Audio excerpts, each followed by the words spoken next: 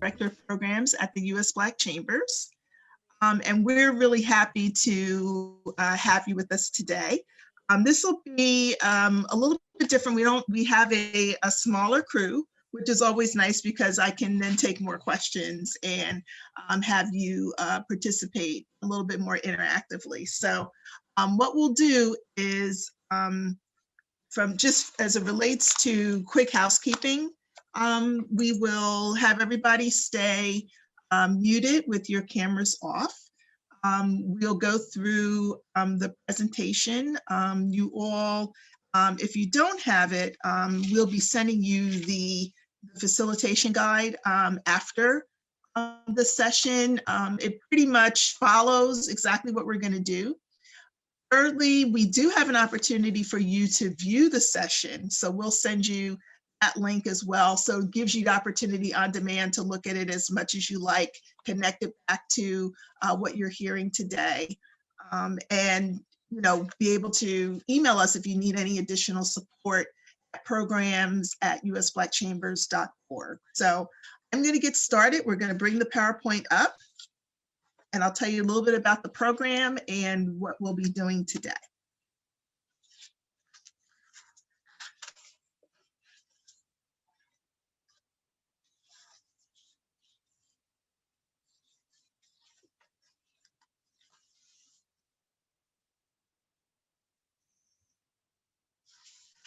Just give it a couple of minutes.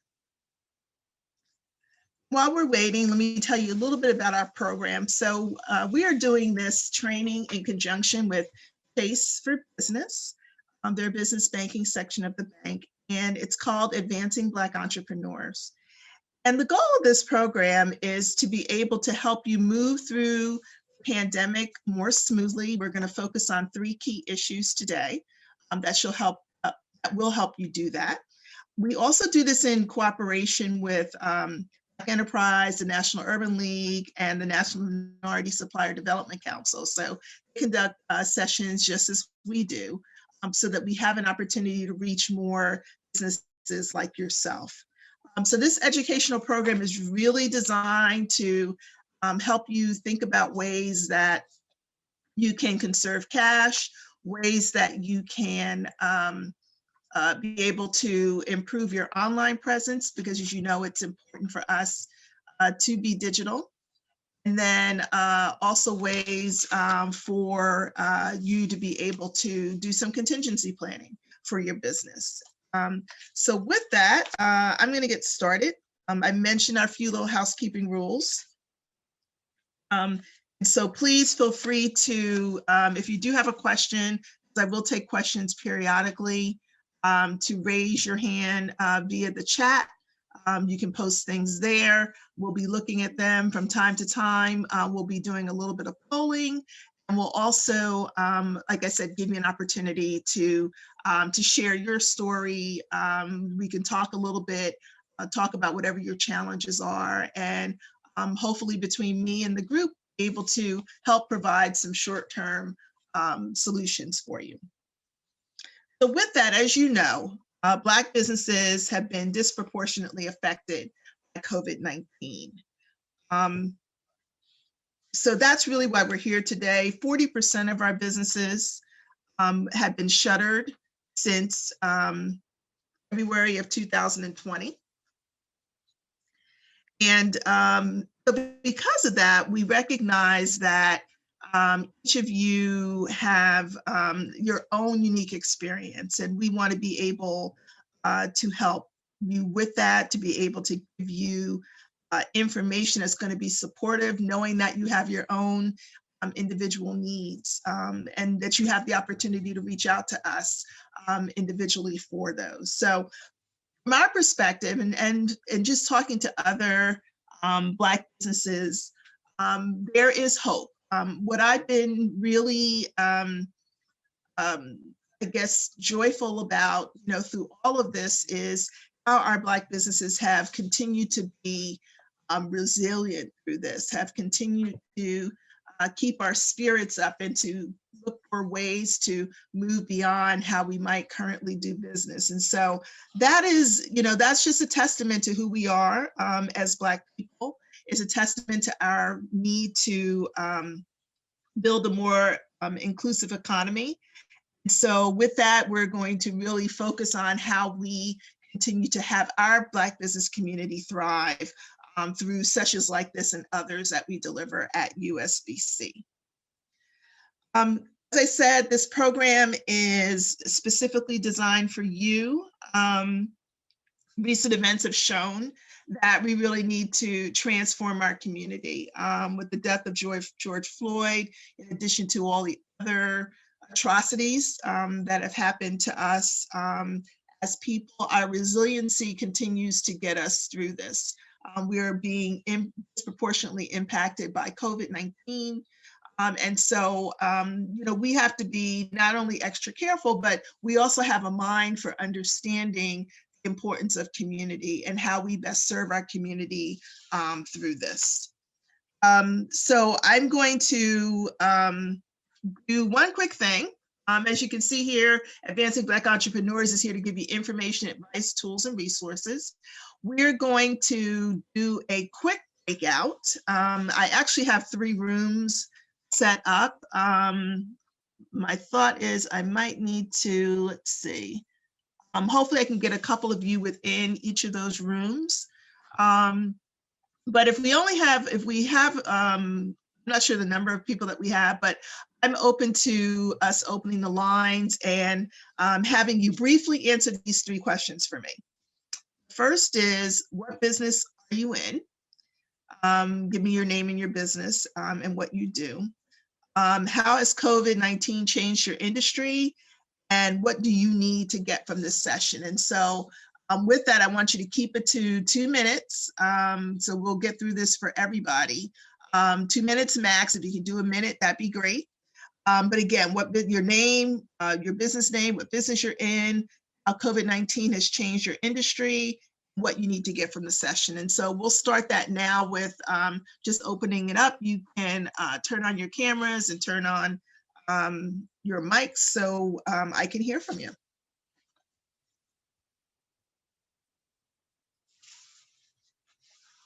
Are we gonna have folks that are gonna be shy today? I'll start. Thank Can you. you hear me okay? Thank you, Shirley. Hi, everyone. My name is Shirley Mark. I'm based in Central Maryland, around the Howard County, PG County area. The name of my business is Nurturing Care at Home.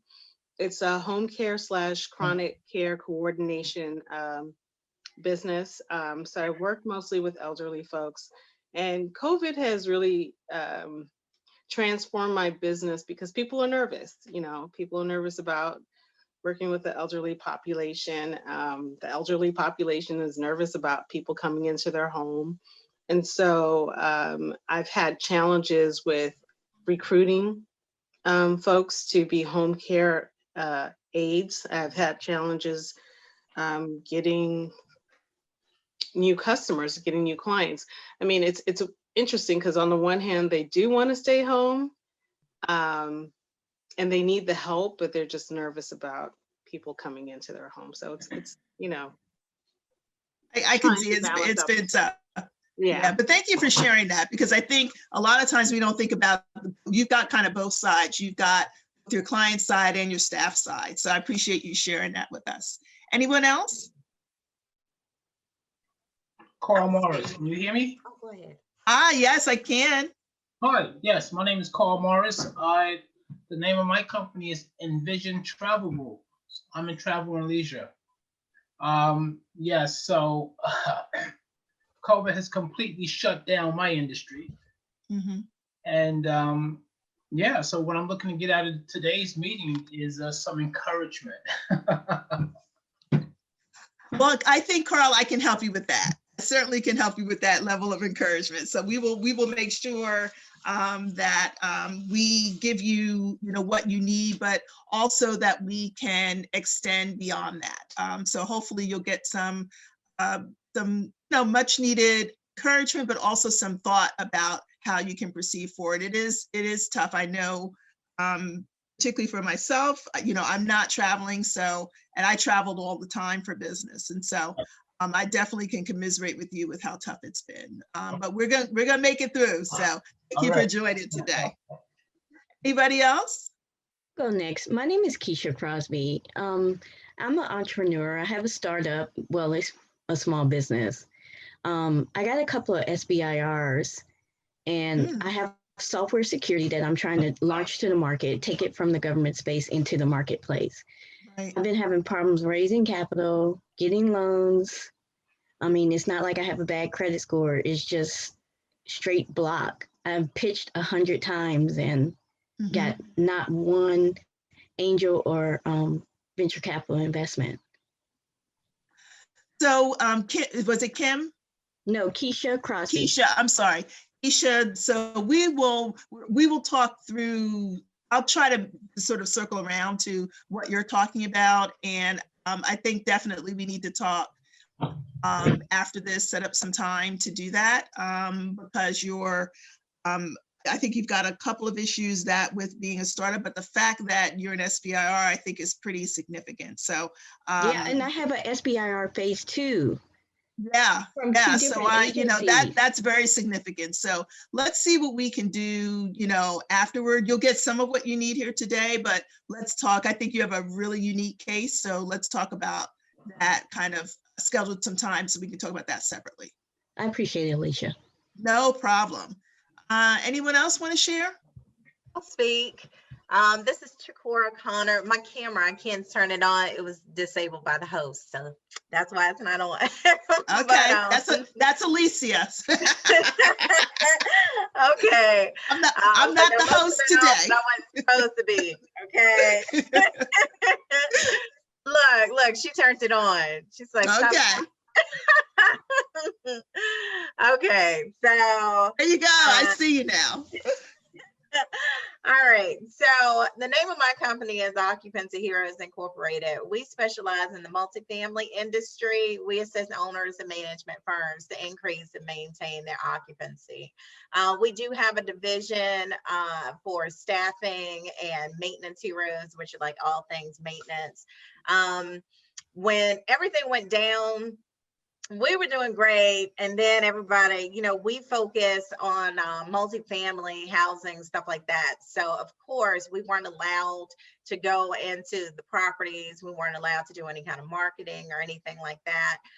So that affected us, and it affected us. I mean, oh my gosh, we went from having several people working to we were down in the single digits with working. And so then we got creative and we said, we can't allow this to happen. We've been going too long. So we came up with social distancing monitors. So as the states were opening back up, we were going out and we were monitoring pools and things of that nature.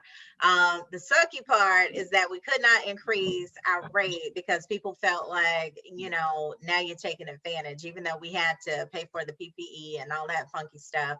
We got to the point we were actually paying pool monitors basically like $20 an hour. And that's something that you would normally pay somebody like $12 an hour. So that has cut into our bunnies like drastically. Marketing, we're having an issue with that. It's crazy because we market for our clients, but we're having an issue of marketing for ourselves, like kind of putting everything together. Before face-to-face, we'd be able to be out there and explain everything. Now it's, marketing online. So we need assistance with that. We also need assistance with employees, like Shirley said, people going to work. We'd have people to say, I'm en route to the property. They weren't there. And we like, what's up? And they're like, yeah, my wife told me I need to worry about that unemployment. So, we've been having issues with that. But that's where we are. We're thankful to be in multifamily because still, regardless, we are essential workers. So we can't completely be shut down. But that's where we are. So yes, we need help. We're looking for all that good stuff. Okay, well, thank you, Chikora. Again, hopefully you hear something here. If not, you all know where to reach me. I also want to introduce Alicia Gay, who is actually running our slides. She's a program manager for a lot of the work that we do. So whether it's us or whether we connect you all with people, I want you all today, we're in a unique situation where we have a small enough group for some real individual attention, now and afterwards. So I want to make sure that you all have an opportunity to take advantage of that. Anyone else? And it's okay, there'll be more opportunities to share. I'll go. My name is Oluwatoyin Pine. I'm in the fashion industry and also social entrepreneur. So I have an organization that works with artists and artisans with children here in Washington, D.C., as well as in Accra, Ghana. So we are looking for ways that we can pivot with technology, and the borders being closed. So a lot of our organizations that we partner with are having technology issues over in Ghana, and we just need help to see what ways we can really help the artisans and the children that we're working with. Because here in DC, it's a little bit easier to do Zoom and things like that to keep everyone together. But over there, things are at a standstill. Right. I think what's so great is the diversity of the businesses that we're talking to today. You all have, unique challenges. Right now, we're talking about something where, the borders have been shut down. And what does that mean? Usually we see that as relates to maybe products coming into the US from an importing perspective. But this is definitely a service piece. So we'll talk a little bit about it and try to brainstorm a little bit about some ways to pivot. I'll take one more and then we'll keep moving.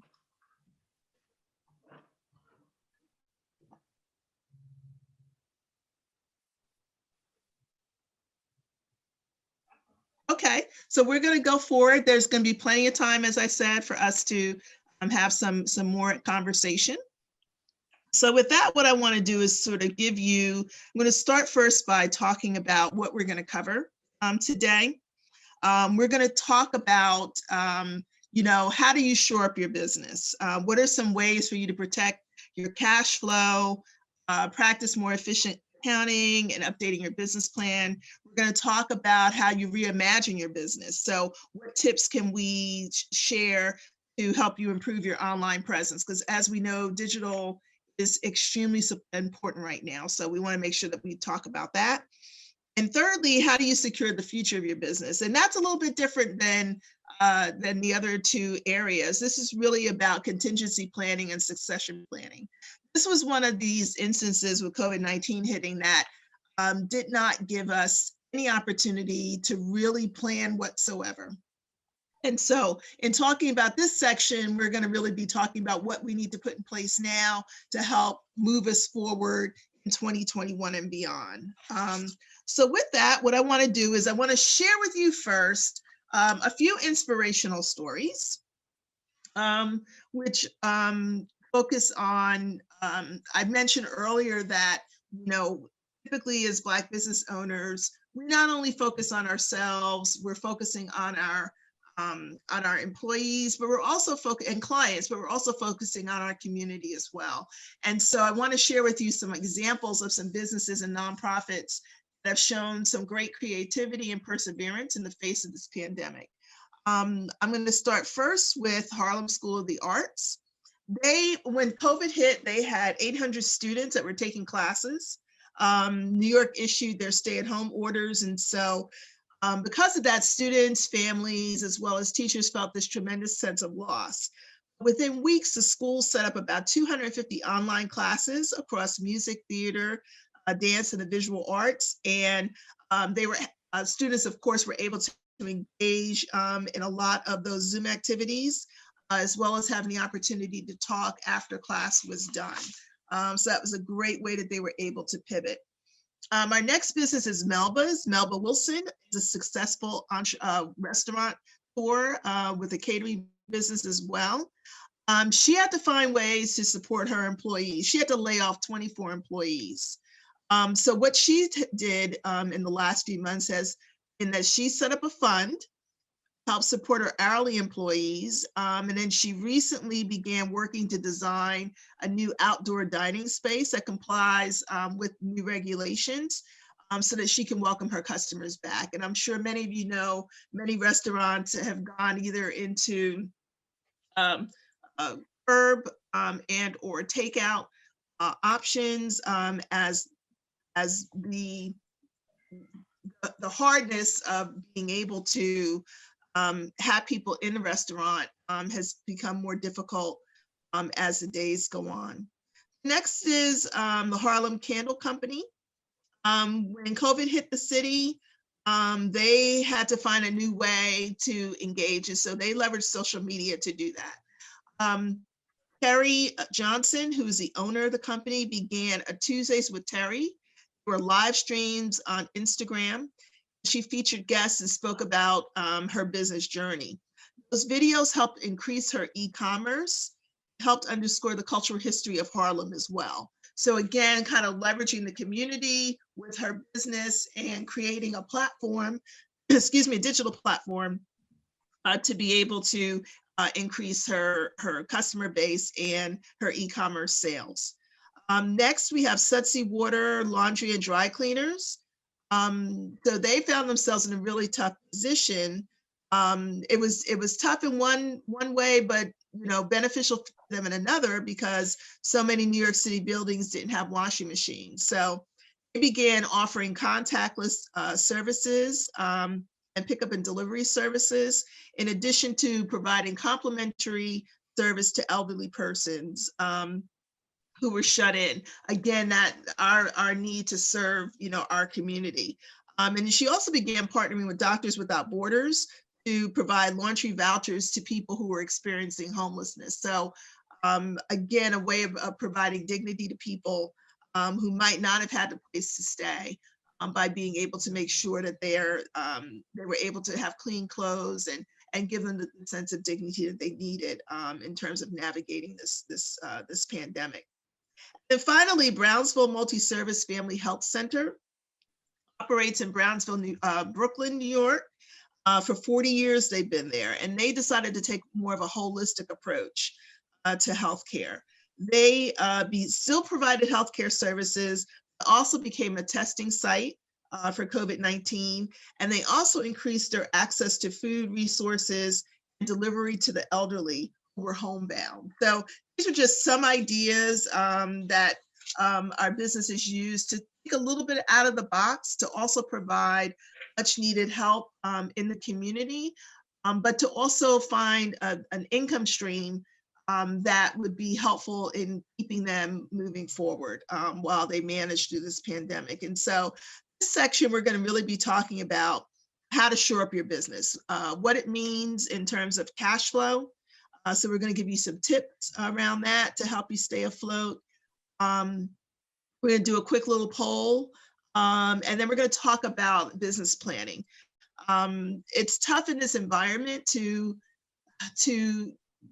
have that thought process around business planning, but if we don't do it now, then we'll never have the opportunity to do it, because while there is a little bit of a lull, it gives us also the opportunity to be thinking a visionary perspective. And so that's what I want you all to kind of keep in mind as we're doing this. So we're going to start off first with cash flow. And what is cash? Well, your business runs on cash. Cash to me is the green stuff in the coins.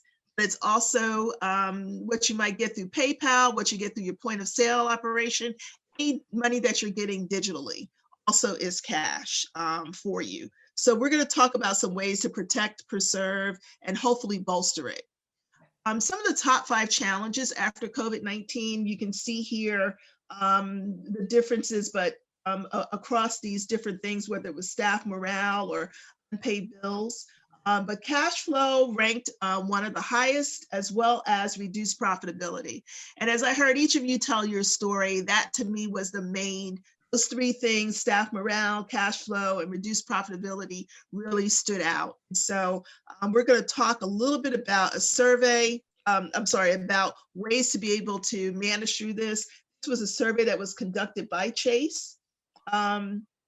And it gives, obviously you can see some great insights relative to that. So one thing is that we're not alone. The next thing though is how do we move forward? So one of the things we're going to talk about, this is one of the hard pieces, which is reducing expenses. What can we live without? So if you looked at your profit and loss statement right now, on that statement, you know, you've got revenue at the top and you've got all of your expenses underneath. We're talking about that expense side relative to that revenue side that we know has decreased somewhat. So it really is about going line through those line items to figure out what can we do without? What can we negotiate around? And I'm thinking of things like rent and other things. So in terms of reducing expenses, there have been some folks who've had to really make some tough decisions, which is, you know, moving from an office space back to a home-based build, their home, having their employees work more remotely. Looking at if you are a supplier, if you're, you know, you have suppliers, how do you get them to, relative to your contracts or your invoices, get them to renegotiate or end if needed? Sometimes we're in some contracts that are long-term in nature. And of course, if you're not really driving the same amount of revenue, how do you end those contracts, particularly if there are things that you might be able to do without? So we're going to talk a little bit about that. You'll see in your workbook, if you have it or once you see it, that there'll be some examples about that. So we're going to look at the next couple of slides to help us through some of that. So one of these I just mentioned was talking to vendors. So if you've been a really good customer to your vendor where you're paying, you know, within 30 days, you might be able to renegotiate their partial payments, later payments. And I'm thinking of things of, as opposed to paying, you know, on the 30th day, can it be pushed out to 45? Can it be pushed out to 60? If there's a certain amount, are you able to maybe pay, you know, half of that within the 30 and another half within, you know, the following 15 or 30 days? Those are the kind of things that you'll have to continue to look at and try to negotiate. So this is not the time to run away from your vendors. This is the time to really pick up the phone and see if you're able to negotiate some delayed or some partial payments. Also, if you're renegotiating any contracts, make sure that you've got your attorney looking at that before you take that on. So those are a couple of things that I think you want to look at. Another thing you want to do is, where are there opportunities for me to collect on my revenue? To have it, so while you're trying to get your vendor to take maybe a slower pay, you're trying to get your folks who owe you money, who have to pay you, or your clients to pay you more quickly. So with that, you know, here's where digital payments can help quite a bit. So you know, whether you're able to get them through point of sale, through credit cards, through PayPal, through Cash App, through other ACH options, that's what you want to try to do. So rather than you waiting for the check to come in, you know, to be mailed and come in a couple of days later, you really want to have the opportunity to see if you can get them to pay you online. If you don't have, or if your website is not set up to take online payments, now's the time to put that in place so that you can kind of walk your clients through being able to use that option so that you're able to collect your cash more quickly. The next thing we're going to talk about is managing your inventory. For those of you who might have inventory, and that's things like, you know, if you owned a store, for instance, I'm just going to talk about it more from a retail perspective, but this could be across, you know, I heard you all mention PPE and other things. If you've got excess inventory that you don't need, now's the time to turn that into cash.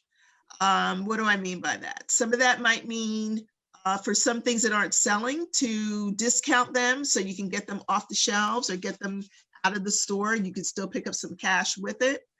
If it's things like PPE or other equipment pieces where you have to purchase those on a more regular basis, it's really thinking about how quickly does that inventory come in? How quickly do you use it? Can you manage, again, the payment schedule around that, or create a payment schedule around that, so that you're getting your supply when you need it, but also making sure that you don't order more than what you need. That's a really tough thing to negotiate right now, because when this pandemic first hit, I know most of you have seen people kind of hoard. Most of us know the experience of not being able to buy a can of Lysol. I was lucky I bought 2 of them before any of this happened, so they happened to be in my house. About literally like a week later, I still can't find Lysol on the shelf. I still see people sending notes through our open door, through our app in our neighborhood in particular. Dollar store has Lysol today. You might want to run over there and get some. That is still going on. So, you want to make sure that you've got the inventory that you need to get you through. But you want to make sure you manage how much cash you're putting out for that. So I did want to share that with you. One of the other things that you all can think about, and this is where the US Chambers can help you. We've had some conversations with companies like Square, Uber Eats, and others, where they're willing to provide you free consultations. They're willing to look over your site, give you insight as to what you might need to do. So we've got, between Square and UPS and just a number, Facebook, Google, and a number of others, we have some ways of being able to connect you with people who can help you through this. So I don't want you to feel like you have to go through it alone. Finally, I want to sort of talk about clean accounting. So what that means is, as you're getting in new funds, open a separate checking account for all of that, so you can account for that. A lot of times, because we're in the midst of what we do, our current checking accounts are kind of managing everything. Anything new that you have coming in, that could be grant money that you've received, that could be new revenue that you've got coming in from clients. Put that to the side so you're able to at least track it and determine how much you need to spend in certain areas. So it would make it a lot easier for you at this point to really understand what you're spending on and what you might not need to spend on in the near term.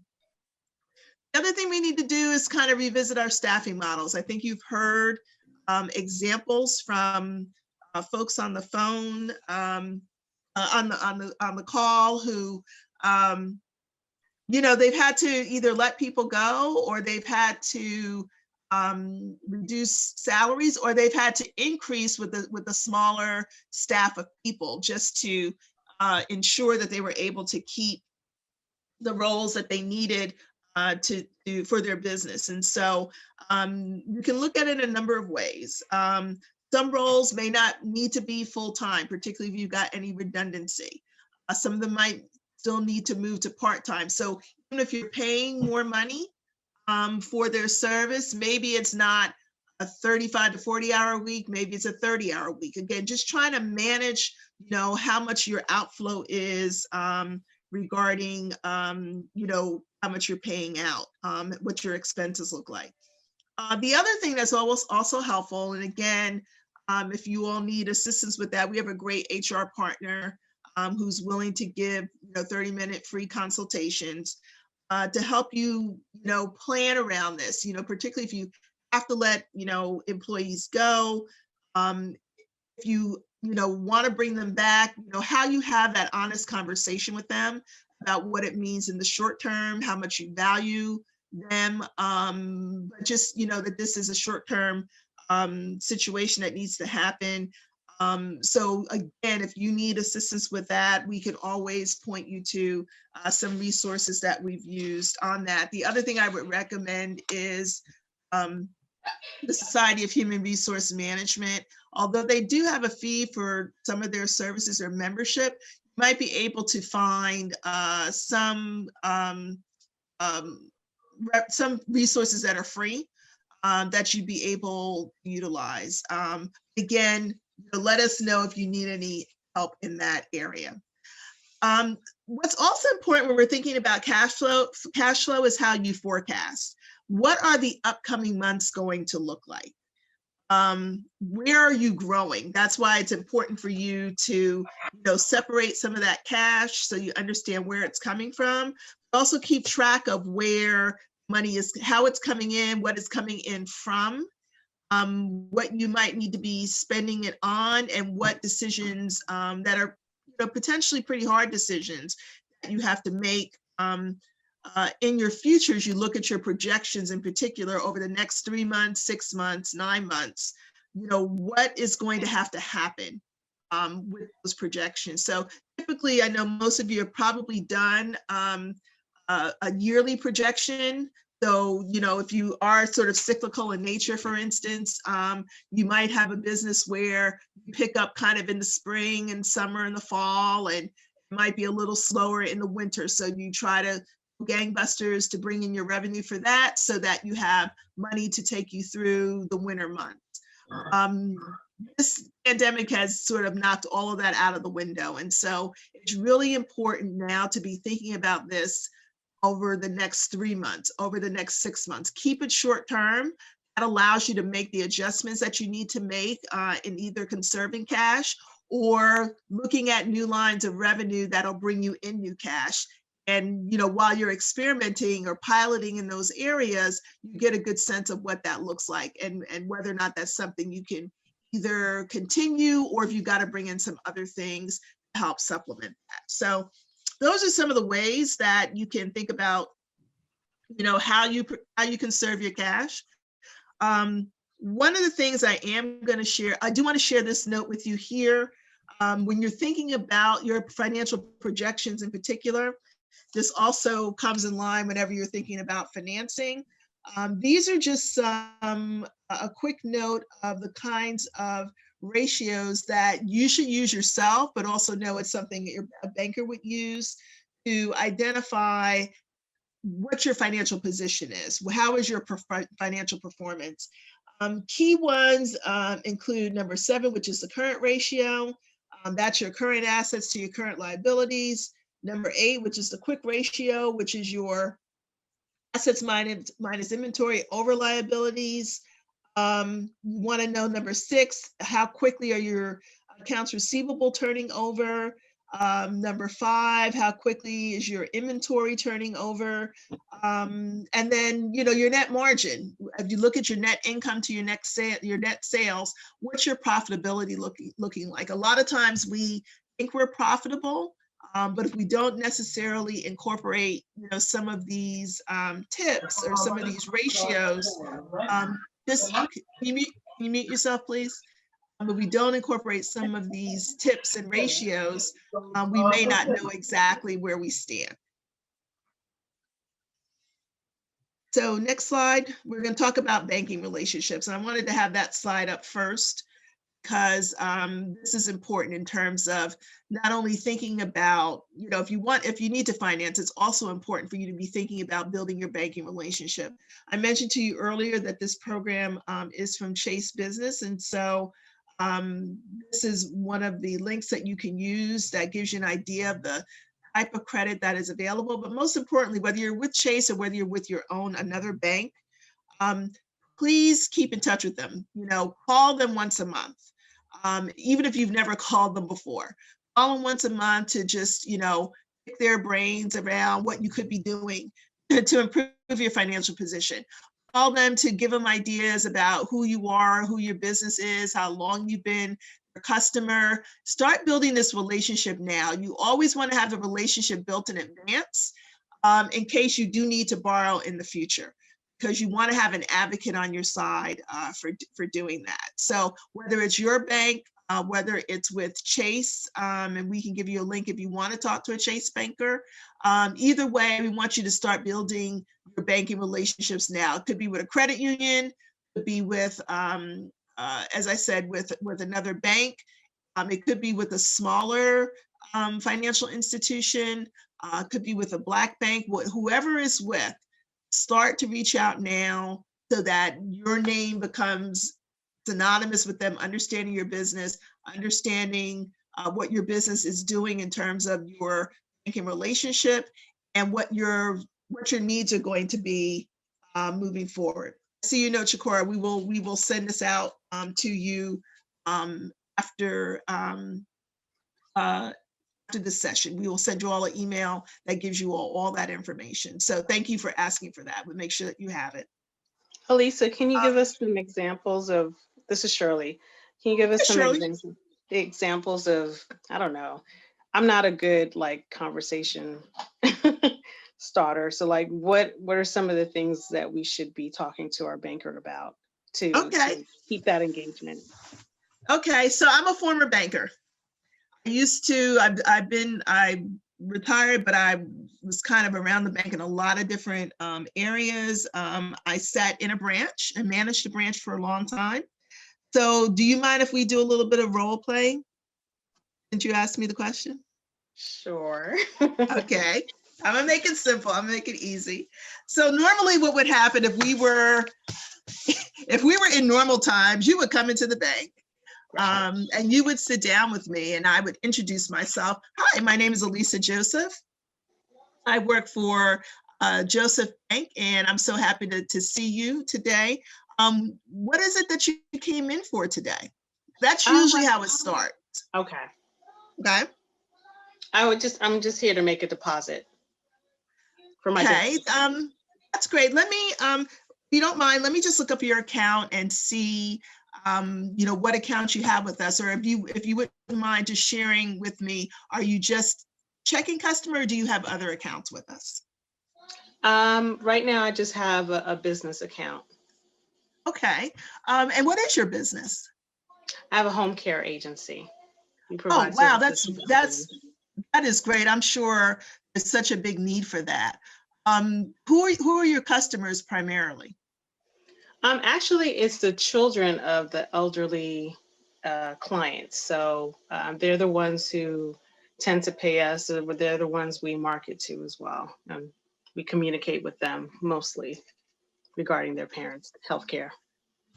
So I see that you really just have a deposit account with us. Have you ever thought about using some of our other electronic means? And I'm thinking of things like our bill pay system, which could be useful to you in terms of your clients paying you through bill pay or you paying your bills through bill pay. Have you ever thought about looking at any of those solutions?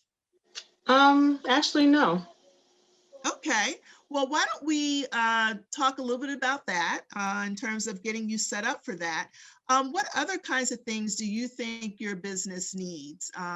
We're happy to just have you deposit, but I'd love for us to be, thinking about how we can help you in the future. We have lots of different deposit products. Are you putting any money away whenever you're making a deposit into a savings account for your business? I never thought about that. Okay, well, one of the good things about that initially is if you don't have, a business line of credit or anything like that with us, we can set it up where if you're ever in a situation where, you might not have enough funds, in your account, if you've got them in your savings account, that money can be used to cover that. And then you can always put the money back in your savings account once you make another deposit. Would that be something that's of interest to you? Sure, I'd be willing to hear more information on it. Great. And then I think the final thing that let's start off with is maybe having you think about a business credit card. That can be something that, you could utilize as well. And those times where you might be waiting for, a payment, you've got to, you've got to pay some bills. You're waiting for one of your clients to pay you. So that can be something you can use as a stopgap measure as well. So I think those are, if we can start with some of those things, we can begin to build your relationship and have you move beyond just depositing money with us. We're here to help you. Thank you. That was very helpful. Okay, good. So that's the kind of, now, not all bankers are necessarily like me, but that is the kind of conversation you want to be having, with your bankers. So, look on, some of the things you can do too is go to their websites. There is tons of information for any bank that you're with that be helpful. You might identify something that you're not utilizing now that could be helpful for your business. So between, going on the site, between calling customer service, between actually going into a bank. The importance of you going into the branch is for that person, whether they're sitting on what we call the platform, but that's the office area, or whether it's the manager, you need them to know who you are. So that when you get to the point of wanting to borrow money, or you get to the point of wanting to open, an escrow account, or, a larger wealth management account, or private, you become want private banking services. All those things are things that we typically don't ask for as Black businesses, but they're available to us. And so, if you want to take baby steps and sort of start with, checking out the site first, looking through those things that might be helpful to you, then calling customer service and chatting with someone in that business, small business area, just to get comfortable, then finally working your way up to a branch. However you do it, make sure that at some point you do get to that branch so that they can begin to understand your business, understand how it works, be your advocate as you start to build a bigger and stronger relationship. That we typically, as Black-owned businesses, just go into deposit, go into cash checks. We have to move beyond that. There are too many other services that are out there that we're not taking advantage of. And in the small business space in particular, there are lots of resources that you can't even imagine that could be of great benefit to your business. So those to me are the kind of the things that would be important in thinking about your banking relationship, but also thinking about how you grow your business and how you utilize the cash that you're depositing in a way that's effective for your business. That's a real important factor. The money should be working for you, not just sitting there. And so you don't take away anything else today that I said. That's one of the things that I'd love for you all to start thinking about. I've seen too many instances, and I'm talking about business owners who were quite wealthy, but all they ever did was go and make a deposit. That no one in the branch ever knew who they were. And when I would reach out to them, as a particularly in my marketing role, they would be shocked that anybody would want to know who they are. So I don't want you all to operate in that vein. It's okay to be humble, but it's also important that you establish as a business owner the importance that you bring as a customer to anyone that you are working with. Okay. So I'm going to skip this part relative to the chat, but we're going to move on. And we're going to, because we'll have some time as we talk about updating your business plan. This is one of these areas where we typically do a business plan when we start out in our business. We might update it, annually. But we're not necessarily always looking at it. And I want you to start to think of your business plan as a living, breathing document for you. I really use mine to be able to go back and determine, did I meet the goal that I set out for myself? And I find when you do write it down, there is sort of the subliminal thing that goes on, and you actually do wind up accomplishing it because you've written it down. You actually kind of create this path in your head for yourself. So I want you to sort of think about this. We're going to talk a little bit about revisiting, and we're going to put up a poll right now. When is the last time you looked at your business plan? And so Alicia is going to launch that poll. If you all could take a quick minute to just record your answers. There's no right answer, no wrong answer. We're going to talk through this. I'll give you about a minute to complete the poll, and then we'll show you the results and we'll talk a little bit about it. You can start now.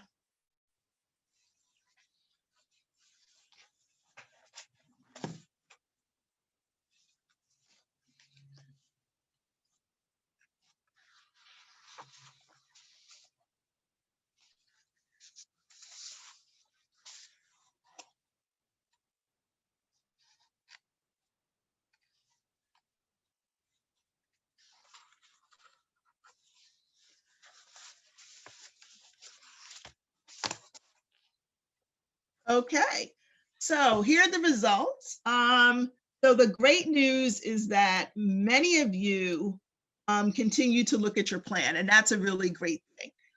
There's no problem with not having done anything since 2019 because this has been a really, really taxing year.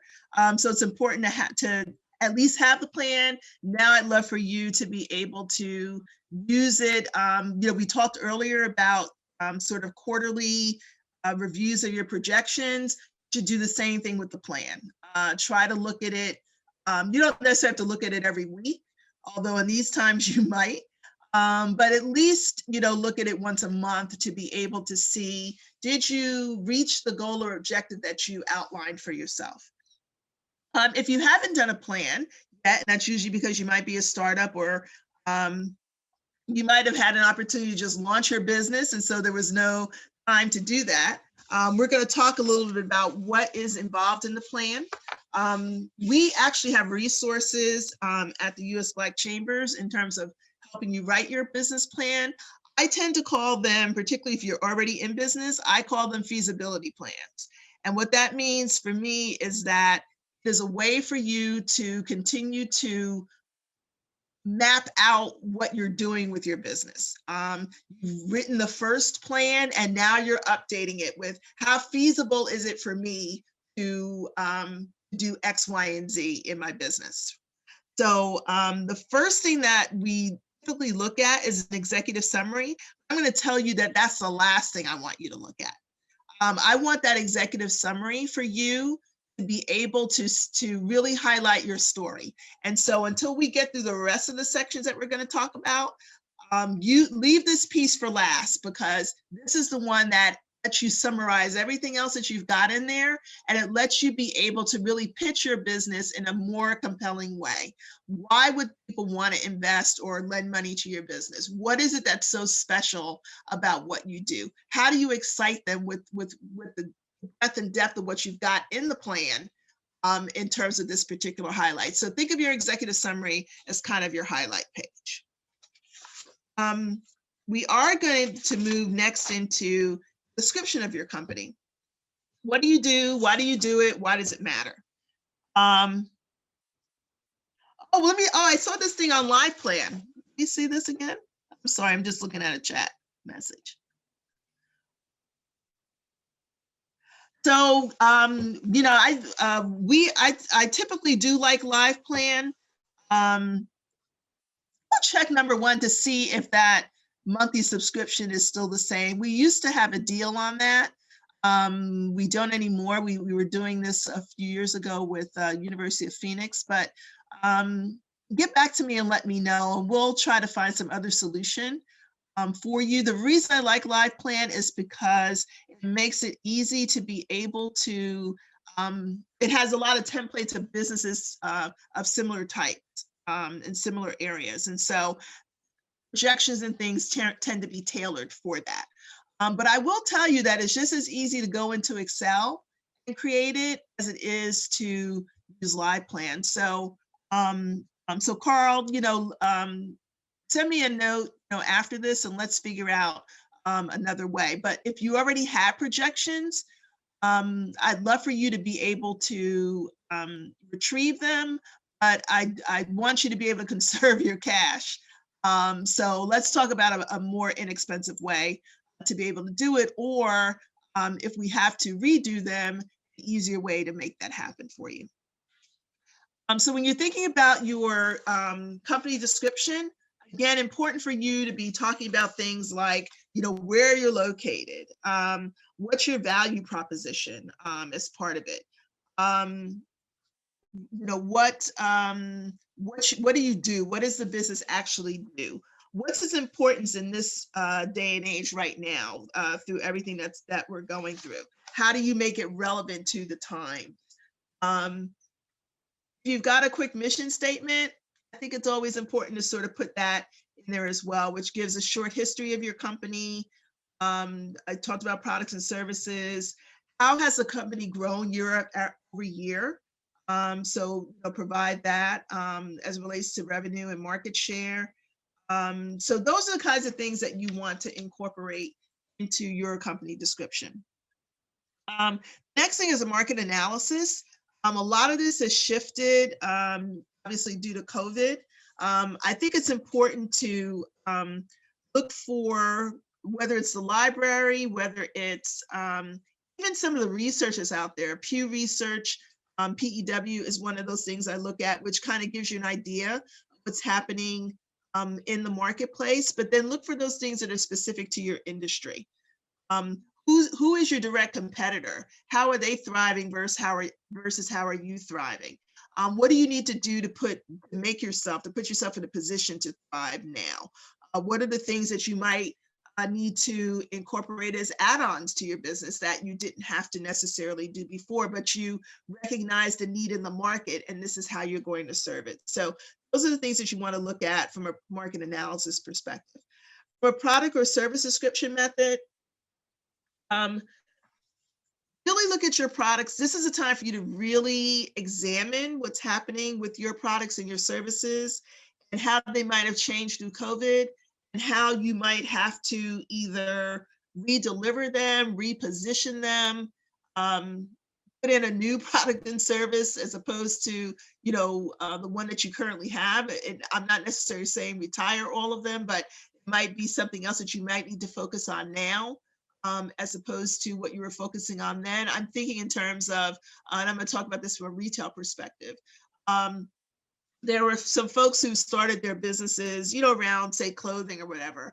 And then when the pandemic hit, they turned to making masks because there was such a shortage in supply of masks. So it didn't take them out of what they were good at doing, just refocused the business in another area where they thought that they could grow and continue to make money. So those are the kinds of things that you want to think about. What are the real needs that you're meeting now?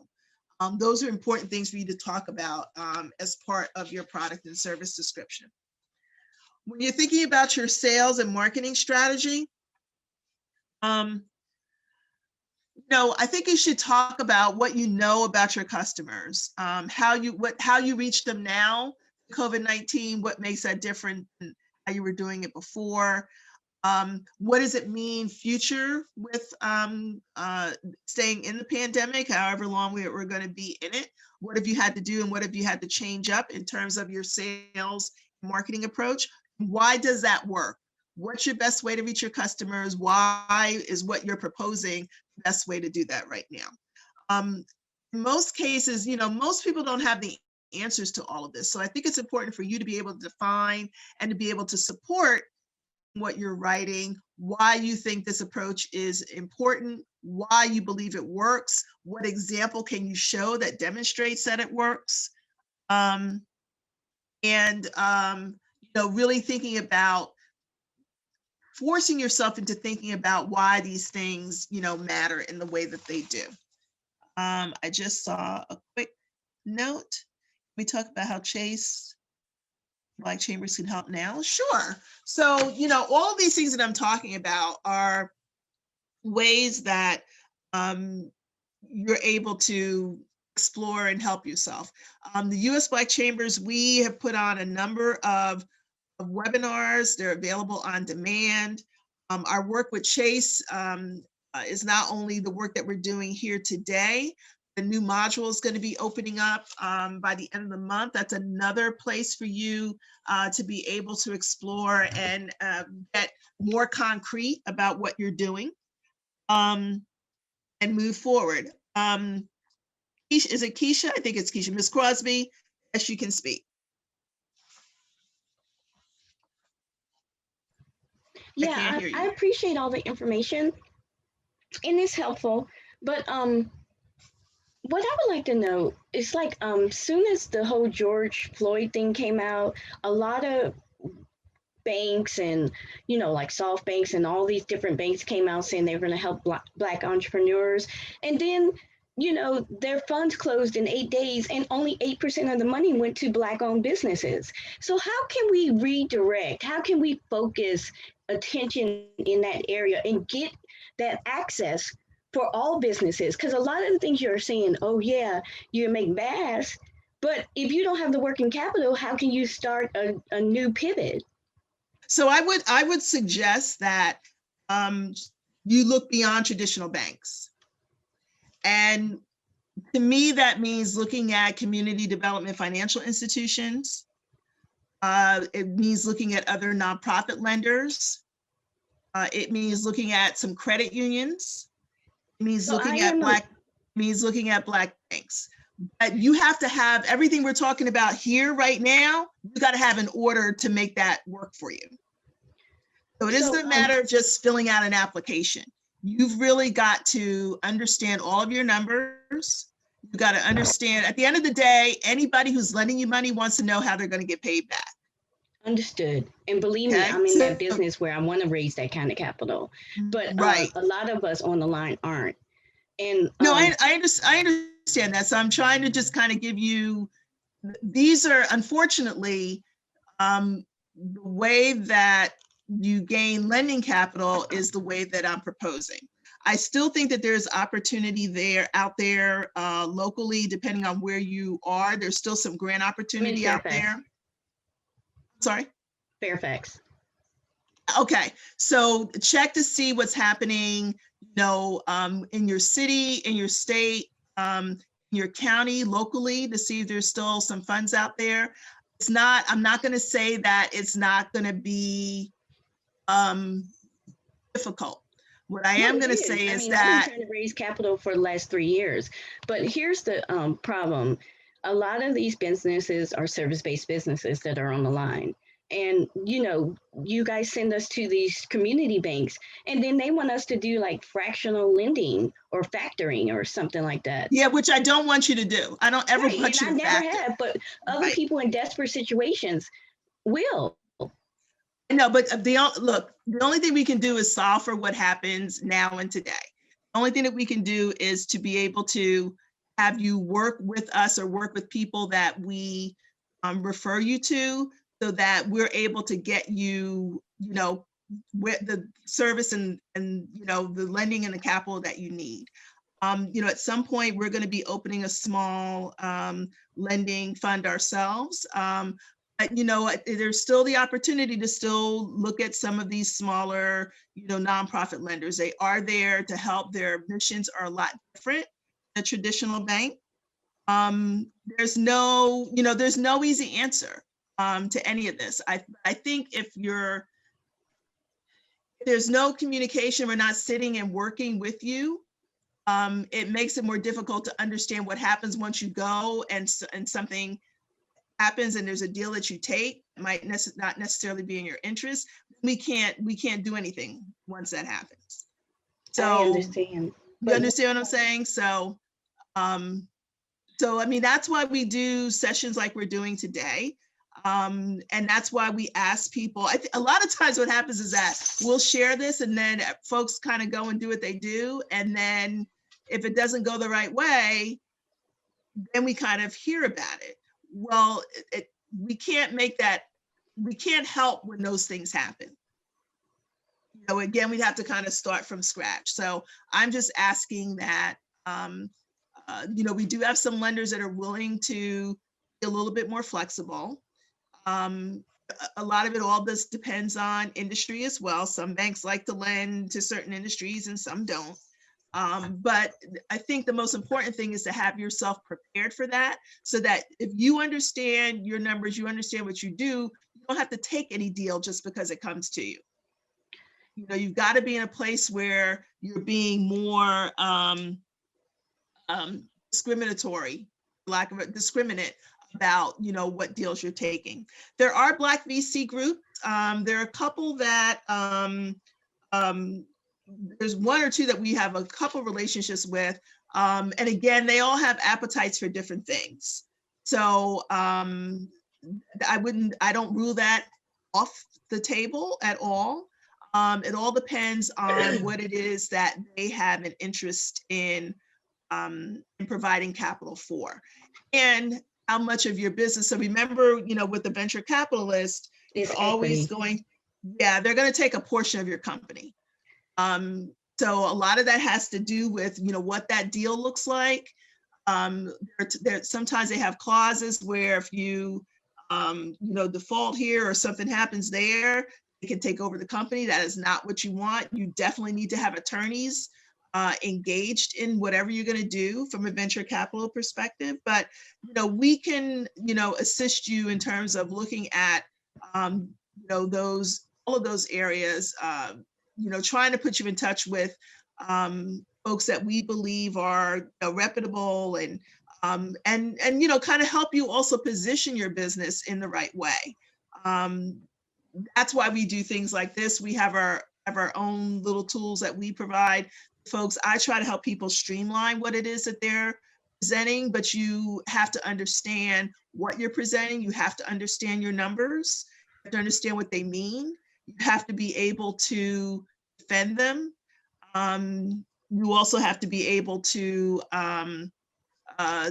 tell your story in a way that's compelling, and then understand what you're willing to take and what you're willing not to do.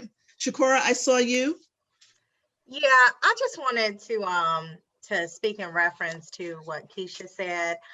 I heard exactly what she said, and I hear the frustration in her voice, and I know the frustration, and I just wanted to say to her that, we know it's not easy to hear about tragedy all around us and still stay focused on our goals.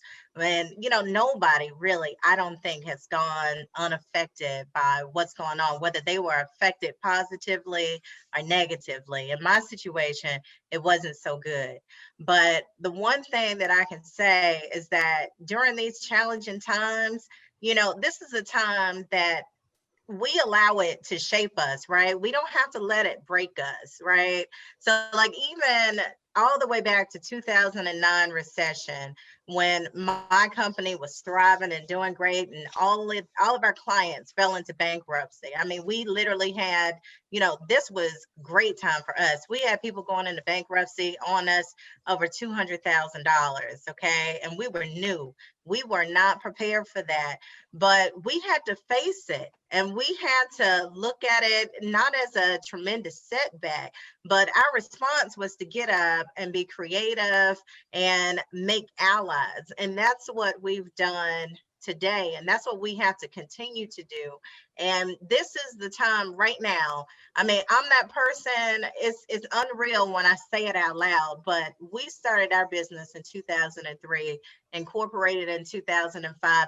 We have never had a loan, okay? Never. So that wasn't by choice. That was because I had no idea how to do it. I didn't know that we could go to these banks and ask for these things. We were struggling, and we had to make sure that we paid our employees first. So I just want to say that right now, I get it. I promise you, I get it. I feel it in my core because I'm used to a certain thing. But we went in there and we got creative, just like we did in 2009, to make sure that we do not completely become extinct. And right now, what we're doing is we're focusing on the things that Alicia's saying, about getting the bank loans and all those things, because now will be the time for us to prepare for that stuff. So I too believe that no, people aren't giving money away like that. The banks aren't really here for that. Some of them, right? And some of them are trying to take advantage, but there are grants out there. Fortunately, we've been able to receive grant money. We have applied for so many different grants, I can't even tell you. But use the time right now to build yourself up and get yourself together and get your information, all that you have that's available to you. Because I tell you, man, even right now, we've been in business almost 20 years and don't have those banking relationships. We knew our bankers would go in, shake their hand, the whole nine. Never were anybody said to us, hey, sit down, this is what you need to do. We struggled our way through and made it up. So I just wanted to put that out there. Take advantage of it. Try not to be so frustrated, because when we get frustrated and so angry, our mind gets cloudy. Take that energy to be creative and try to just do something, be successful, because we have to. Now is the time. And I would also add to that. I think I opened this by talking about how resilient we are. There has never been a time where Black businesses have not struggled to get capital. That's actually why we're around as a USBC, help to make those pathways a lot easier. So I'm not going to say that it's, the path is never, the doors are never kind of thrown open. But I do think that this is a time where we can best prepare ourselves. I think this is a time where there's probably more parity across this because everybody is experiencing this in one way or another that can reshape. And at the end of the day, those who are optimistic, who are positive, who understand their businesses, who understand how they work, are the ones that will continue to succeed. I've never seen a Black-owned business that was serious about what they were doing, not take the steps to be successful, to go through the paths, whether they were receiving bank capital or not. My goal is to try to make sure that I have you ready, and it's the goal of the U.S. Black Chambers, to make sure that we are prepared and we have you ready to be able to do what's necessary. But I also want to be able to impart upon you things that I've learned over the years that help to smooth the pathways to some degree. They don't necessarily make it all right, but they help to smooth through the pathways. And some of that means that we've got to take it upon ourselves to, as we were talking about earlier, to put to get in their face in terms of who I am as a business and why what I do is important and why I'm going to need your help to grow. And we can't do that if we don't take the steps and we don't prepare ourselves to do that. So, I hear you. It is, a struggle that will continue to persist, but my goal is to get you ready, to get you prepared so that we're able to overcome that and to have you also seek us out when you need help in these areas. Because at the end of the day, you have to, when you're presenting this, it's sometimes about understanding how you're presenting and who you're presenting to and what it is that they want to see. That makes the difference. They have to hear it in the words that they're used to hearing it in, not in sometimes how we have to do it. And so just as we've always had to kind of cross over our language and understand, who we're talking to and what language they understand, it's the same thing with finance. It's the same thing with banking. There's a terminology that gets used, and I want to make sure that you all have that terminology and are able to successfully implement that so you can get what it is that you need. So we're going to continue. I want to move into just quickly organizational management structure. Just understand, can you leverage outsourcing or technology to fill some roles that you typically have hired for? Again, just to help you streamline somewhat so that you're showing more cash coming into the business and you're able to leverage technology in a way where you're reaching not just nationally, but you're reaching globally. I think at the end of the day, that's the next thing that we want to think about. What does it mean to be global? What does it mean to provide service, whether it's a product or whether it's a service, not only within the state we're in, not only within the US, on a global basis. So I want you to kind of begin to keep those things in mind as well. We're going to talk a little bit about financial projections.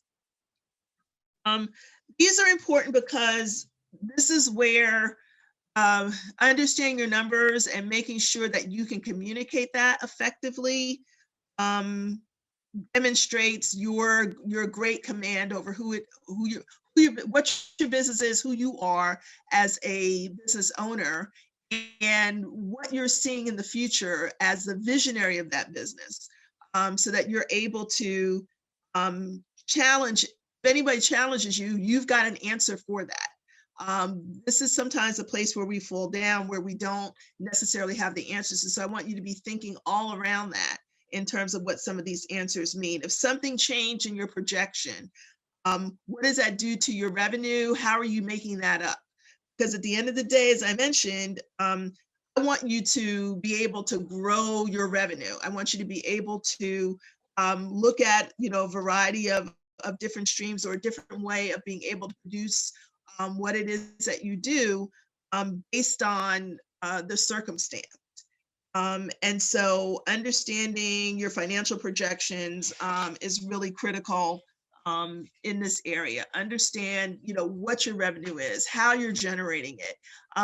If you decided you're going to sell, services, 10 services at, $1,000 a piece, and something happened with whatever that service is, how do you modify that in order to make the numbers work? Are you realistic about how much you're going to actually make? Do you have anything? One of the things that's been very interesting is historical, to me, seem to be out the window, even though people are continuing to ask for them. You've got to be able to make the case that what happened last year, you can't look at what happened last year because this is what the world looked like, and the world doesn't look like that now. And so you've got to be able to defend your position as to why it doesn't look that way, what that impact was, point to, at the end of the day, point to data points. Those are the things that, folks that finance understand. Point to what those data points are, how it's changed from last year to this year, what changes you had to make and why they're working. Because you're reaching people in a different way, because you've increased your digital presence, because you added an e-commerce portion to your general, in-person or socially distanced service that you're offering. So that's really what you want to be thinking about. We're going to move now to reimagining our businesses. Again, we've just talked about the world not being the same. And so I want you to think about how you redefine who you are, number one. We've spent a little bit of time having sessions. I mentioned to you the USBC workshops but we did one particularly on leadership. If you all ever have a chance to go back and look at usblackchambers.org/webinars, you'll see the list of webinars, but you'll also see one on always pivoting and one on leadership.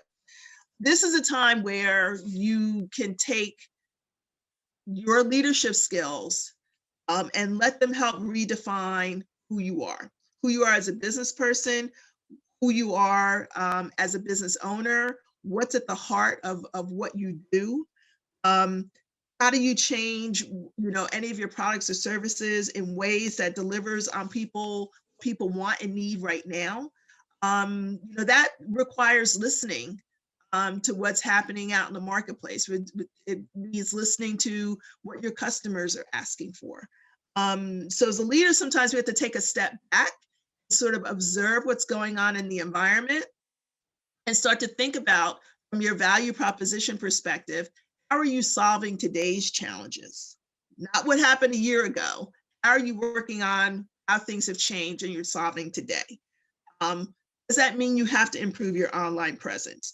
Does that mean that you have to figure out ways to keep your customers safe, whether you're wearing PPE or you're providing, increased, sanitation within whatever the spaces that you are, in terms of sanitizing and the like? What does it mean in terms of, once you do go online, making sure that your customers are safe to do business with you online? What does your cybersecurity look like?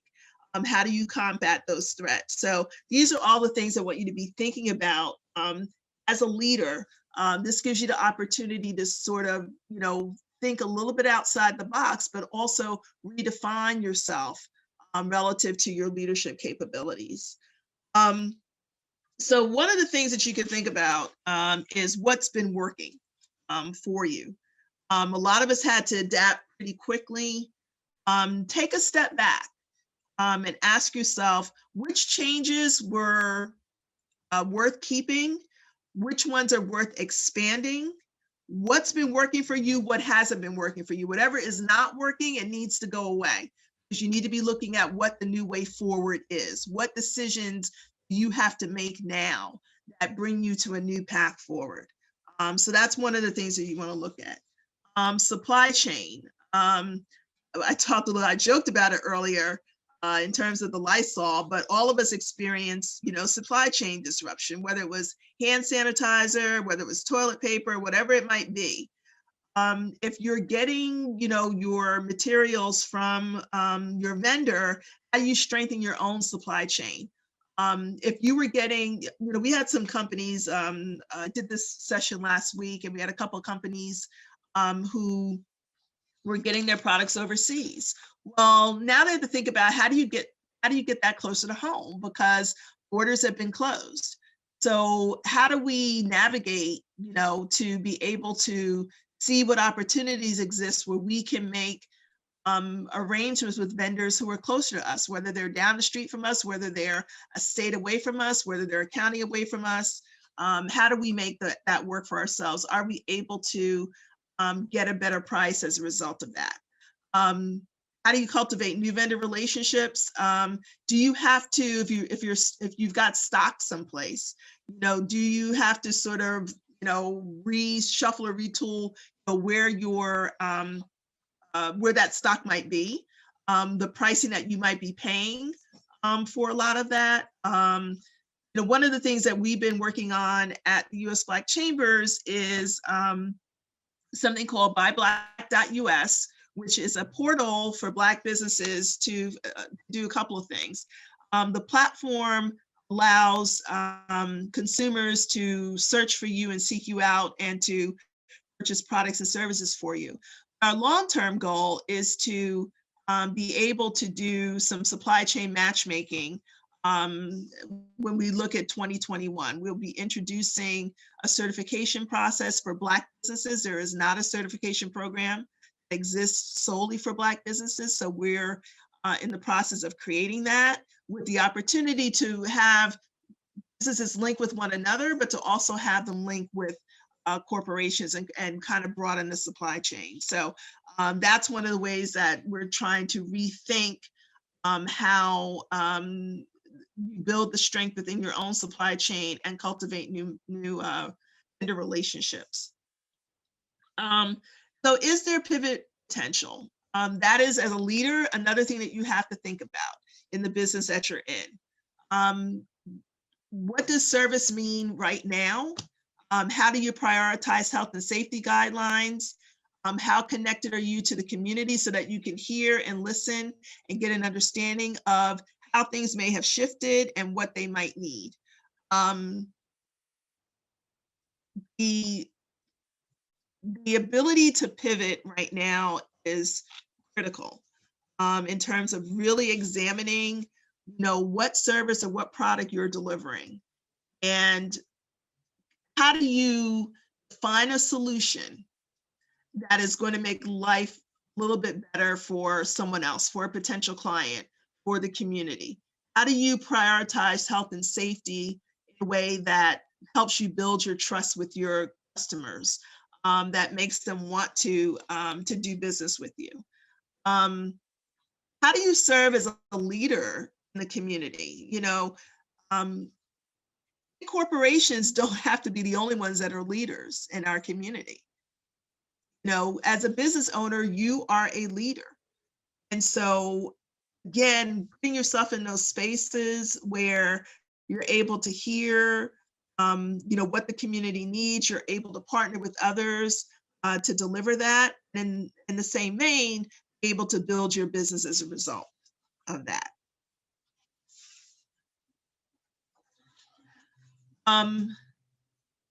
Chase Bank did another survey where 69% of business owners who felt the responsibility, particularly to their communities after COVID-19. That continues to be the case. Our community, I think, is unique in that space where it's not about self. We are looking at the broader and bigger picture. And so when I look at you as owners and leaders in your own right, it takes a lot of guts to be a business owner. So we own that, right? You have to own that. You have to look at what your leadership potential is, how you continue to develop your leadership skills, but how you also serve as that guiding force within your community. So part of that means looking at your online presence. A lot of things have gone digital. I don't know if we're going to go back from it at all. So I would say right now, if we're not digital, that is probably a faux pas in some instance, because there's no way no one gets to know you unless you are at this venture in the game, particularly with people not being able to necessarily go inside shops and visit one-on-one. And so I would love for you to take this particular poll, which is, if you have a website, how has the traffic to your website changed since January? So I'll give you all a minute to complete this, starting now, and we'll talk a little bit about the online space. So you can begin.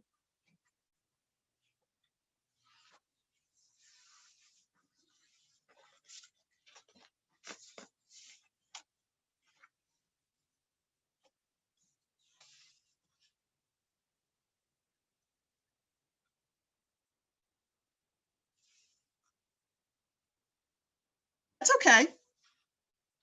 It's okay if you haven't tracked it.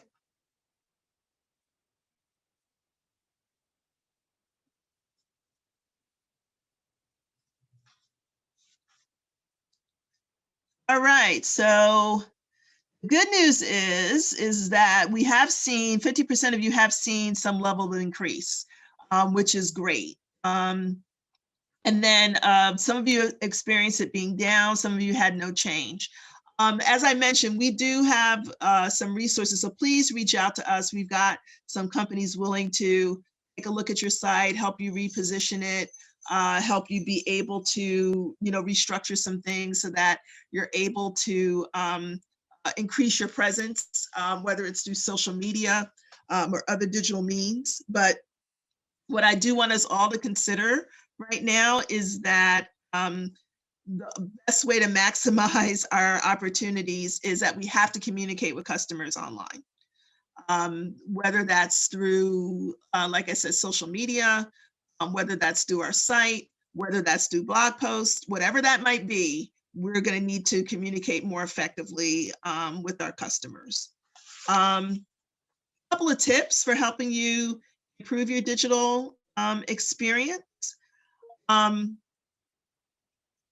Your website needs to be easy to read on any screen. So make sure whatever, I use templates. So if you either go to Squarespace or you go to Wix or if you're experienced with WordPress and the others, there are templates that you can use that you can decide which ones work best to be able to highlight your business. The first thing you want to do is make sure that it is optimized for both desktop as well as mobile.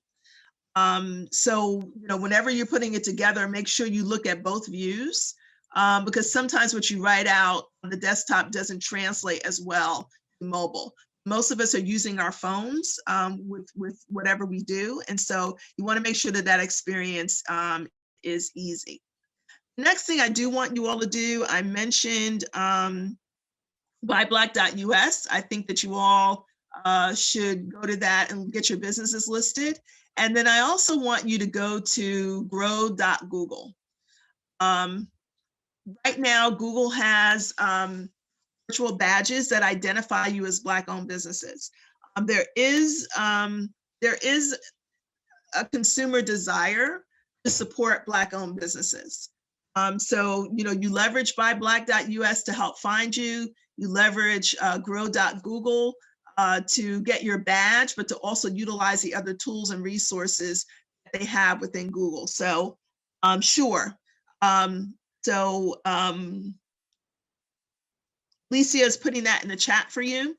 But the first one, and I'll type it in, is buyblack.us. The second is grow.google. Okay.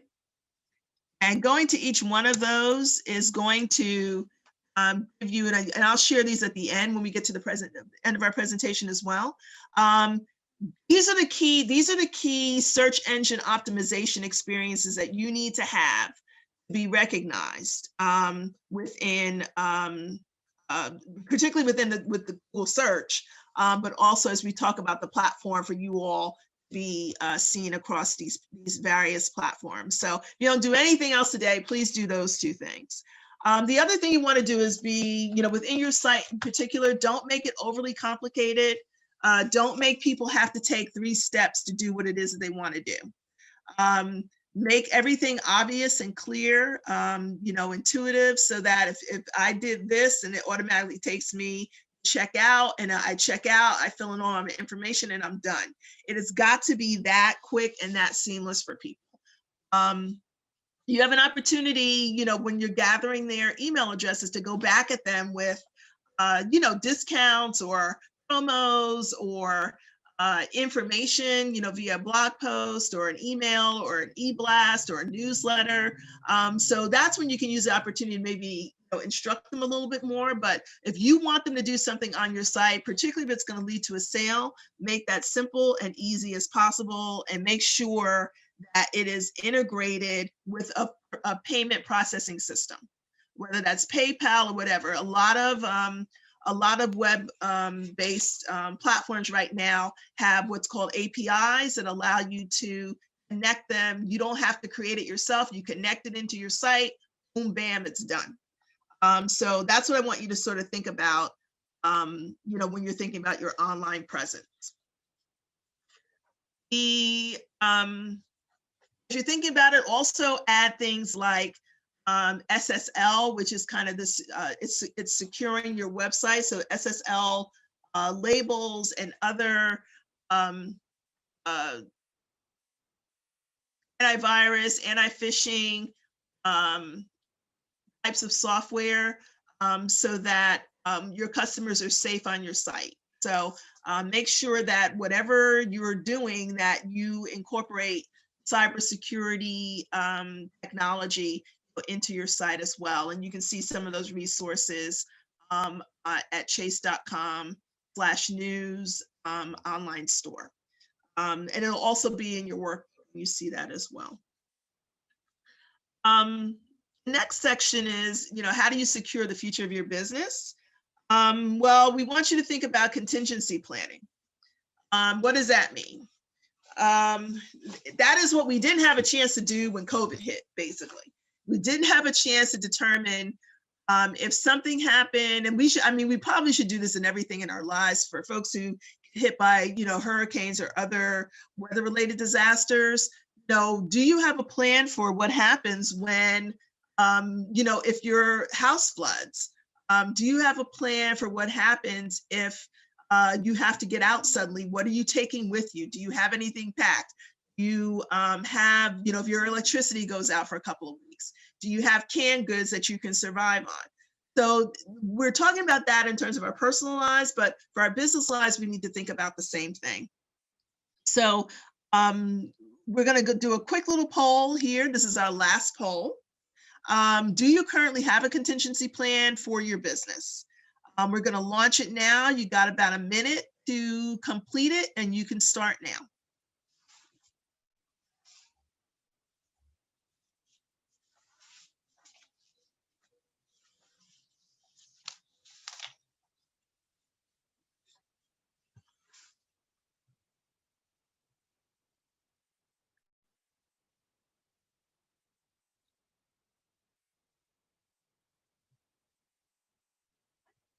All right, here's our results. Okay, so we've got, it's not necessarily half and half, but we got about 40%, having one or started one. And then we've got the other 60% of us who don't have one. And so this is a time for us to do it. We've got to, I'm not going to say you have downtime, but you have a little bit more time to think than when we're going gangbusters and we don't have time at all. And so I'm going to try to make this easy for you in terms of what it is that you need to do in terms of putting a contingency plan together. The first thing you want to do is you want to form an emergency management team. So one of the things is some facts about not having a contingency plan. What can happen? Lots of businesses that lose their data close within 6 weeks. So 60% of those close. A lot of businesses that have a horrible breach never recover. It typically is taking 17 days of just only having that much cash on hand to kind of keep moving forward. So even though, we're collecting information digitally, you gotta convert that to some hard copy, and you gotta take that hard copy and put it off site somewhere, so that if anything ever happened, you'd be able to still go pull a list, be able to communicate with your customers, be up and running within a day or so. That is the most important thing when we think about contingency planning that we need to know. Who is the leadership, and who are you collaborating with in terms of your team? So, whoever is a senior leader on your team needs to be part of your emergency management team, and that's across all areas of your business, whether it be communications, operations, IT, HR. Just think about who those key people, would be.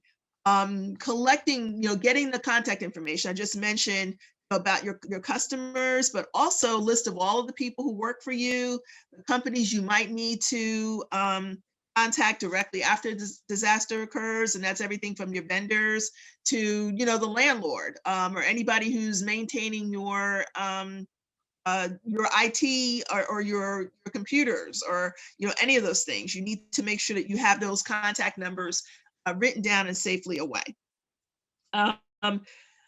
Delegating responsibility is key. You can't do it all. So, outline what staff member is going to do what, and what issue are they bringing to you to be able to solve, and who's their backup if they're not around. And then again, as we talked about with business planning, is writing it down. Make sure you have it on paper, make sure it's digital.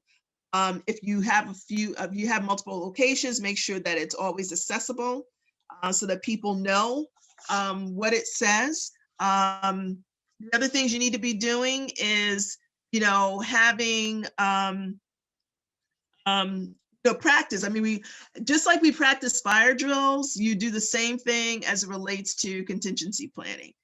So that is kind of taking people through and seeing, identifying, where your exits are, how people would navigate through it, where your emergency supplies, whether it be water, flashlights, or the like.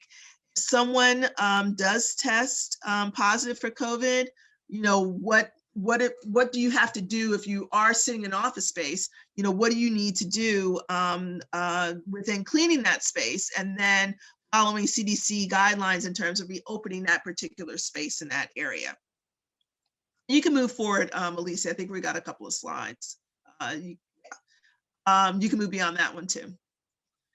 How do you back up your data? Some of it off-site in addition to being on-site. So, how do you make sure that you're able to back it up and then be able to restore it?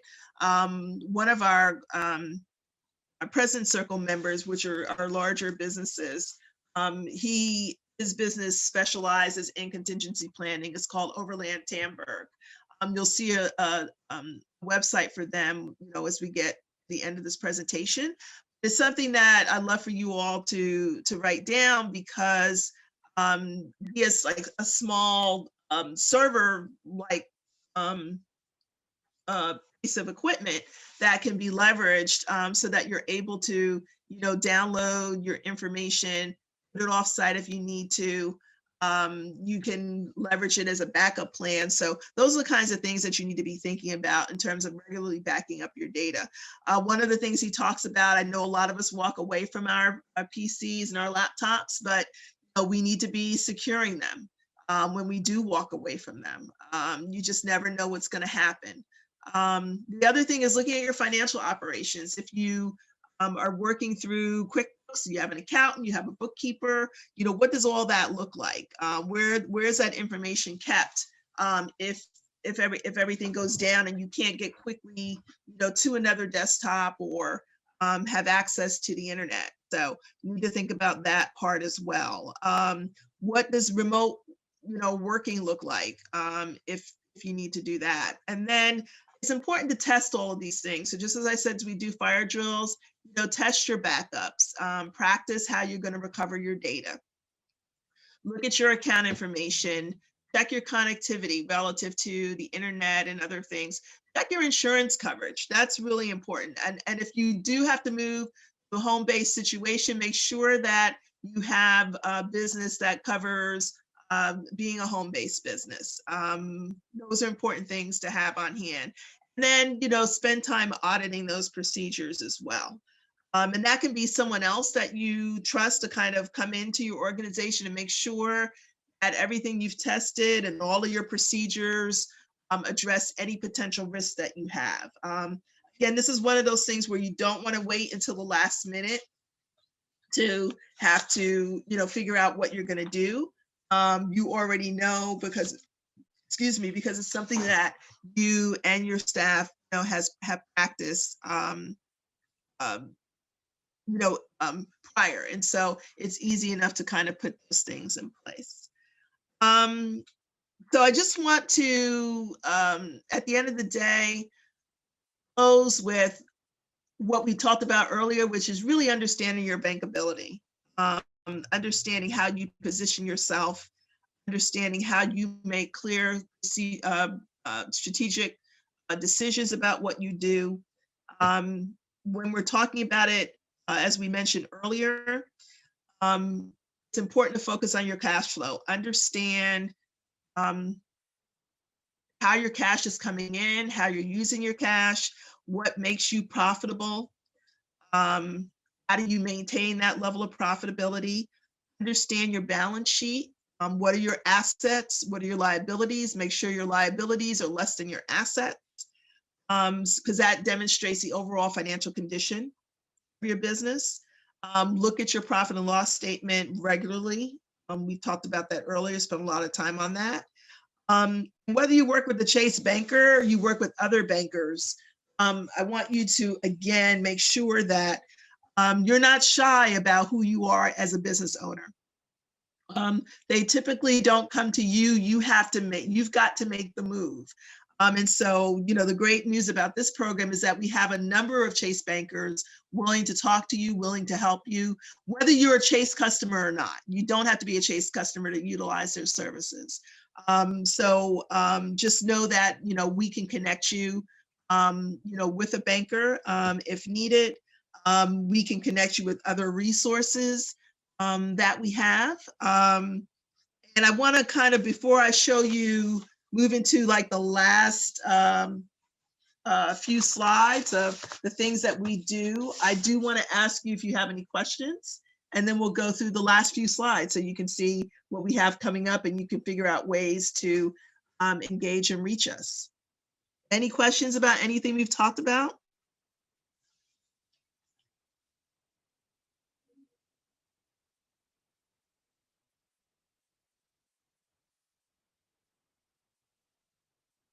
No. Shirley? Yes. Go ahead. No, I said no. Okay, I'm there's sorry. nothing else. Yeah. No problem, no problem. So I want to thank you all for joining me today with this. This is the first of many webinars that we do. Would love for you to join us on the 30th of November when we kick off the next series of Chase workshops, which is really focused on capital. I do want to share some other things that we have coming up. So we can move past that, Alicia. So that we can, you can utilize some things if you need them. overlandtamberg.com/USBC is the company that I mentioned that has equipment to help in terms of backup from a contingency planning perspective. We're gonna, Facebook.com right now is running Buy Black Friday campaign. We have about 7 businesses incorporated in that. And so we'll share that link with you in the email that we send out, but we would love for you to join every Friday. It's sort of like a day party, but you also get an opportunity to shop at some businesses across the country, some great Black-owned businesses as we're ready for the holiday season. Google, we have the Grow with Google piece that I mentioned. And so Lisa, you can move to the next slide. buyblack.us directory. This is the link. If you're interested, it's what we talked about. We're excited about our certification plan going, but right now you can go in and register your business. The use of search and location is open to everyone. So again, another way for you to connect with other Black businesses and for consumers to connect with you. I forgot to take this out. I thought I updated that one. Okay, here's the next slide. We have a special, sorry, we have the wrong, okay, we're missing a couple slides in here. So I do want to let you know that UPS has some resources for you. You have a free consultation with them for any shipping needs that you might have or other business needs. They go beyond shipping, which I think is really interesting. And so we will share that with you. We do have a session coming up on Thursday on using certification to grow your business. We have a link out at usblackchambers.org /webinars. So you can check there for that. I mentioned the Chase sessions that we're having, one next Tuesday, and the new module starting on the 30th. Just a ton of other resources that we can have. And again, we'll share that with you in addition to a survey for this session, but want you to continue to stay in touch with us. We will continue to stay in touch with you. I'm so excited that you could be here with us today. Hope that I was able to answer, most of your questions. We're always here if you have more.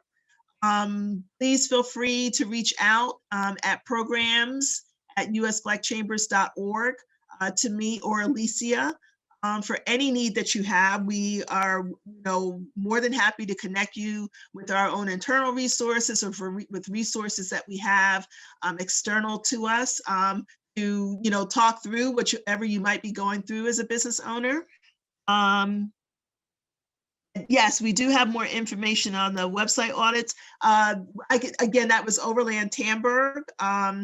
So we can send that information to you as well. But we're here to help you. We're here to serve you. And so please, feel free to reach out to us.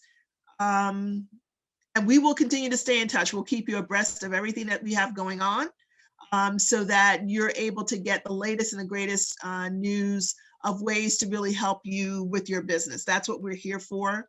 We want to make sure that you can move through this pandemic and then be successful and sustainable on the other end. And so any way that we can connect you to resources, to contracting, to matchmaking, to lending, to other types of capital, that's what we're here for. So I thank you all for coming. Thank you very much. Look out for our email, which will be coming later today. If I don't talk to you, have a wonderful Thanksgiving holiday. But again, please don't be strangers. That's what we're here for. More than happy to help you. Have a wonderful afternoon. Please stay safe. I know things are heating up again with COVID, so please keep yourself safe, keep your family safe, keep your staff safe, and have a rest of the day. Thank you. Thank you so much. Thank you. All right, bye-bye. Thank you. All right, take care. Bye-bye. Thank you. Have a good one. All righty. You're Take care. welcome. Bye, guys.